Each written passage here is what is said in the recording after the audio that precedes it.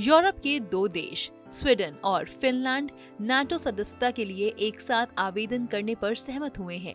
दोनों देशों के अखबारों ने ये दावा किया है। जानकारी के अनुसार अगले महीने के मध्य में स्वीडन और फिनलैंड नाटो में शामिल होने के लिए आवेदन कर सकते हैं। पिछले साल यूक्रेन ने भी नाटो में शामिल होने की घोषणा की थी, जिसके चलते रूस के साथ एक लंबे तनाव के बाद पूर्वी यूरोप में एक भीषण युद्ध की शुरुआत हुई। रूस फिनलैंड और स्वीडन को भी चेतावनी दे चुका है। डेली मेल की खबर के अनुसार फिनलैंड के अखबार का दावा है कि स्वीडन की सरकार ने फिनलैंड के सामने इच्छा जाहिर की है कि दोनों देश 22 मई से शुरू होने वाले हफ्ते में नाटो सदस्यता के लिए एक साथ अप्लाई करें। वहीं स्वीडन की सरकार ने स्वीडिश अखबार एक्सप्रेसन को इन खबरों की पुष्टि की है। यूक्रेन पर रूसी हमले के बाद स्वीडन और फिनलैंड में नाटो में शामिल होने की मांग बढ़ रही है। हेलसिंकी और स्टॉकहोम ने पिछले वर्षों में अपने द्विपक्षीय रक्षा सहयोग को काफी तेज कर दिया है। इस महीने की शुरुआत में ऐसी चर्चा थी कि दोनों देश रूसी आक्रामकता के खिलाफ नाटो में शामिल हो सकते हैं। 13 अप्रैल को स्वीडन ने संकेत दिया था कि वह नाटो में शामिल होने का इरादा रखता है। सूत्रों ने स्वीडन के एसवीडी अखबार को बताया कि पड़ोसी देश फिनलैंड ने भी कई दिनों की अटकलों के बाद नाटो में शामिल होने पर बहस शुरू कर दी है। माना जा रहा है कि स्वीडन की प्रधानमंत्री मैग्डालेना एंडरसन जून तक नाटो में शामिल हो सकती है। दरअसल फिनलैंड और स्वीडन रूस से बेहद करीब है। फिनलैंड की तो सीमा भी रूस से मिलती है। फिनलैंड लंबे समय से तटस्थ देश की भूमिका में रहा है।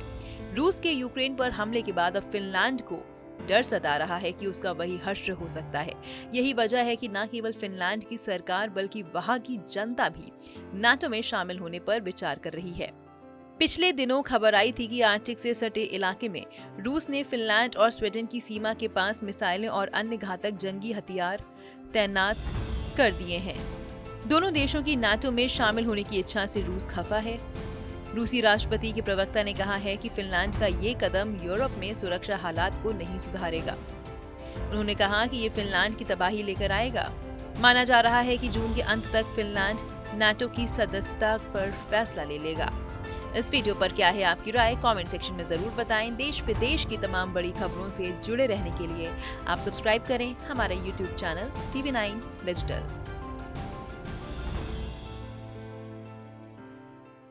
देश बनता है अपने नागरिकों से।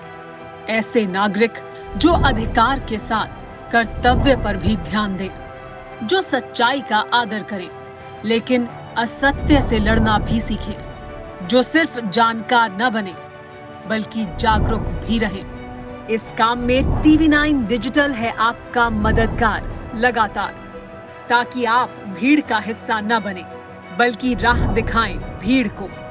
देखते रहिए TV9 डिजिटल।